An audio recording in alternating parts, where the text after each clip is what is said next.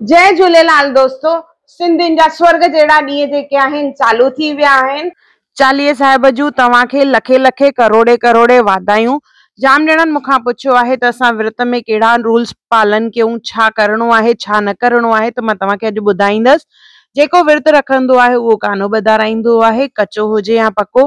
पर घणा माण्हू कचो अगरि विर्त रखंदा आहिनि त उनमें कानो न ॿधाराईंदा आहिनि। इन विर्त में असां थूम बसर वारींदा आहियूं, मतिलबु न खाईंदा आहियूं। ड्रिंक भी न करणी आहे इन में। उन खां सवाइ नॉनवेज भी न खाईंदा आहियूं ऐं तरियल शइ भी असां न खाईंदा आहियूं। तरियल शयूं कहिड़ियूं बि पकोड़ा, तरियल भाॼियूं, इहे भी बिल्कुलु न खाइणियूं आहिनि। और तंहिंखां सवाइ चवंदा आहिनि त भई जेका असां रोटी ठाहींदा आहियूं त पहिरियों की स्टार्टिंग में असां तड़को लॻाईंदा आहियूं।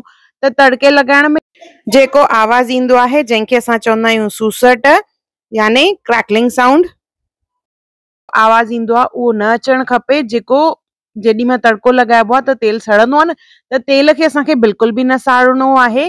बिना तेल खे साड़ण जे असां हिन तरह भाॼी कंदा आहियूं। ॾिसो जीअं मां हिन वीडियो में करे रही आहियां। टमाटो मां पहिरियों विधो, मथां तेल विझी करे मां उनखे सिधो भाॼीअ लाइ रखंदसि। मुंहिंजे चैनल ते मां केतिरियूं रेसिपीज़ विधियूं आहिनि जेके चालीहे में खाइजनि, त ज़रूर चेक कजो। इन खां पोइ असां अछी शइ न खाईंदा आहियूं, जीअं चांवर थिया, पनीर थियो, इडली थी, ॾही थी। जेका भी शइ खाइणी आहे उनजो रंग मटाए पोइ खाईंदा आहियूं असां। इन्हनि शयुनि खां सवाइ असां मुङ भी न खाईंदा आहियूं। और मुङनि जी पीली दाल, जंहिंखे असां माखणी दाल भी चवंदा आहियूं, उहा भी न खाईंदा आहियूं। गरम शयुनि में असां वाङण न खाईंदा आहियूं।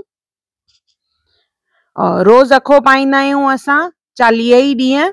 अगरि मंदिर वञी करे अखो नथा पाए सघो त घर जे नलके ते भी अखो पाए सघंदा आहियूं असां। पके चालीहे जा नियम जेके एक्चुअली आहिनि उहे ॾाढा कठिन हूंदा आहिनि। जीअं चप्पल न पाइबी आहे, के पलंग ते भी न सुम्हंदा आहिनि। बिल्कुलु सात्विक और साफ़ सुथरो जीवन जीअणो हूंदो आहे। पहिरियों त काफ़ी स्ट्रिक्ट रूल्स हूंदा हुआ, जंहिंमें साबुण तेल जो भी इस्तेमालु न कंदा हुआ। 2 या 4 जोड़ियूं हूंदा कपिड़ा, उहे भी बिना साबुण जे धोइण जे उही कपिड़ा ई पाणीअ मां धोई इस्तेमालु कंदा हुआ। कुझु माण्हू अॼु भी चप्पल न पाईंदा आहिनि, 40 ॾींहं बिना चप्पल जे घुमंदा आहिनि, अछड़ा कपिड़ा पाए घुमंदा आहिनि।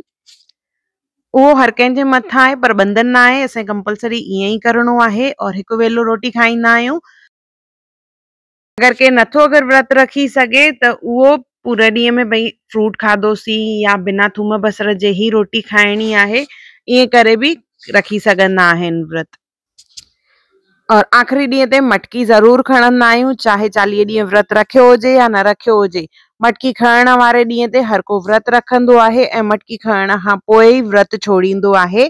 जेको स्पेशली असांखे 40 जो दोनो मिलंदो आहे, उहो दोनो प्रसाद खाई करे सभु पंहिंजो व्रत छोड़ींदा आहिनि।